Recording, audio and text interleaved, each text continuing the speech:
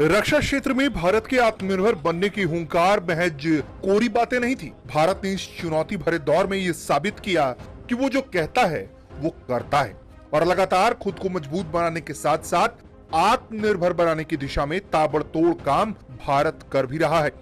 इसी कड़ी में भारत के रक्षा मंत्री ने एक और बड़ा ऐलान किया, जिससे भारत के आत्मनिर्भरता को बल मिलने के साथ साथ रक्षा क्षेत्र में मजबूती हासिल होगी। घरेलू क्षेत्र उद्योग को बढ़ावा देने के लिए रक्षा मंत्री राजनाथ सिंह ने अगली पीढ़ी के कॉर्वेट, हवाई अग्रिम चेतावनी प्रणाली, टैंक इंजन और रडार जैसे 108 सैन्य हथियारों और प्रणालियों के आयात पर प्रतिबंध लगाने की मंजूरी दी है। इसके पहले भी रक्षा मंत्री राजनाथ सिंह के नेतृत्व में ही पिछले साल रक्षा आयात के लिए जारी पहली नकारात्मक सूची में 101 वस्तुएं शामिल की गई थी, जिनका निर्माण भारत में ही अब से होगा।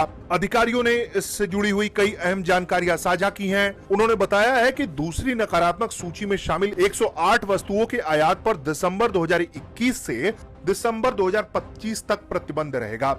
ये फैसले आनन फानन में नहीं हुए, बकायदा इसके लिए चिंतन मंथन हुआ, बैठकों का दौर चला, भागीदारों से बात की गई, उद्योग जगत के साथ विचार विमर्श हुआ, जिसके बाद ये फैसला किया गया कि एक और नई सूची आएगी जिसमें उन हथियारों का जिक्र होगा जो अब से भारत में ही निर्माण करने होंगे। रक्षा आयात के लिए नकारात्मक वस्तुओं की पहली सूची में आर्टिलरी गन, असॉल्ट राइफल, लड़ाकू जलपोत, सोनार प्रणाली, मालवाहक विमान, हल्के लड़ाकू विमान, रडार जैसे कुछ उच्च प्रौद्योगिक हथियार प्रणाली शामिल थी।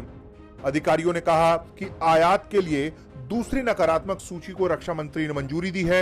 रक्षा मंत्रालय ने कहा है कि आत्मनिर्भरता की दिशा में पीएम मोदी के आह्वान पर और घरेलू रक्षा उत्पाद को बढ़ावा देने के लिए रक्षा मंत्री राजनाथ सिंह ने सैन्य मामलों के विभाग द्वारा 108 वस्तुओं की दूसरी सकारात्मक स्वदेशीकरण सूची को अधिसूचित करने के प्रस्ताव को मंजूरी दे दी है। मंत्रालय ने कहा कि सभी 108 वस्तुओं का अब रक्षा अधिग्रहण प्रक्रिया 2020 के प्रावधानों के अनुसार स्वदेशी स्रोतों से खरीदा जाएगा। पिछले कुछ सालों में सरकार ने घरेलू रक्षा उद्योग को बढ़ावा देने के लिए कई उपाय किए हैं। रक्षा मंत्रालय की नई रक्षा खरीद नीति में रक्षा विनिर्माण कारोबार के 2025 तक 1.75 लाख करोड़ रुपए होने का अनुमान है।